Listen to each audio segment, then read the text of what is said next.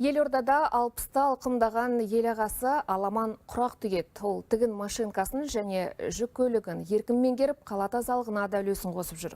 Қарапайым еңбек адамы қос жұмыстан шаршамайды, керісінше шабыт алады. Қол қусырып отырғаннан жалғамын дейді. Кез келген берекелі іске білек сыбана кірісетін кейіпкерімізбен әріптесім Мирлан Алтынбек тілдесіп қайтты. Қоян қолтық жұмыс жасаймыз, барлығымыз бірге боламыз. Қазақстан деген ұраменен жасалып жатқан нәрсе мынау.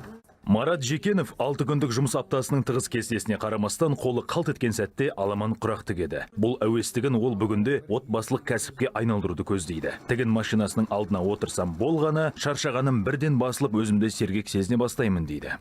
Басында күрделі болады ғой. Қазір бұл маған жеңіл. Мен жұмыстан анау арнайы техникадан шаршап келгенде, мен мынаған отырып бір сағат жұмыстан кейін демалам. Жұмыстан келе сап, кіріп жуынып шайынып аламын, киінемін, шайды ішіп алсын. 9-да келіп, 9:30-да.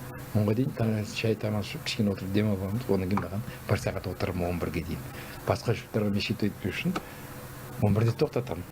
Тігін машинасын қысқа уақыт ішінде меңгеріп алғаны соншалық киім-кешегін өзі жөндей береді. Ателье қызметіне жүгінбейді. Жамау, жең немесе балақ қысқарту сияқты жұмыстар еш қиындық туғызбайды. Ең бастысы өмірлік жарына қолғабыс етіп, кішігірім кәсіптегі жүктемесін жеңілдетіп отыр. Маратқа айтам, ата, сізде маған бір жағыма шығысыңыз, үлгермеймін ғой тігіп деп. Соны әпкем бар.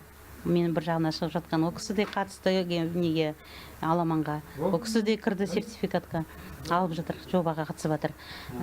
Содан былтыр ағамызды жылдарда қасымызда жүре бересіз. Сіз де кіріңіз, сіз де алыңыз, сіз де еңбегіңізді жеңіз. Бәрібір қасымда. Отбасының қолдауы болмаса, бұндай жетістікке жету оңай емес. Марат Жекеновтың негізгі мамандығы жүк көлігінің жүргізушісі. Бас шаһардың тазалық мекемесіндегі қызметі таңғы сағат 8-ден басталып, кешқұрымға дейін жалғасады. Арасында түнгі ауысымға да шығып отырады. Қыста қала көшелерін қардан, жазда шаң тозаңнан тазартады. Заводта болдық, мясокометте де істедім, әртүрлі қызметтер болды, жас болдық ол кезде. Басшыда болдық. Қазір жүргізушімін. 2007 жылдан бері осы Астана тазалық жеке шаруашылық серіктестігінде істеймін. Кейіпкеріміздің зейнетке шығуына 2 жыл қалды. Жоғарыда айтылған хобби жеке ісін бастауға дайындық іспетті. Алдағы уақытта ателье немесе шағын цех ашу жоспарында бар. Аламан құрақ тігу ісіне қазір әріптестерде қызығушылық танытып отыр.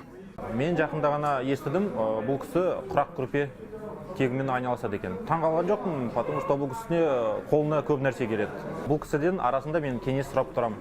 Бұл кісінің опыты өте көп нәрсе біледі.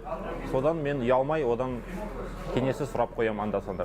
Айта кеткен жөн, шілде айының басында Алматыда еліміздің әр өңірінен және 80-ге жуық елден барлығы 1000 құрақшы жиналып, бір мезетте Аламан құрақ тігуді көздеп отыр. Әлемдік рекорд орнатылса, Гиннес кітабына енгізіледі. Ауқымды іс-шараға Астана мен Ақмола облысынан жалпы 50-ге жуық қатысушы барады. Әлбетте, оның ішінде Марат ағамыз да бар. Мирлан Алтынбек, Диас Қовланбаев, 24 KZ.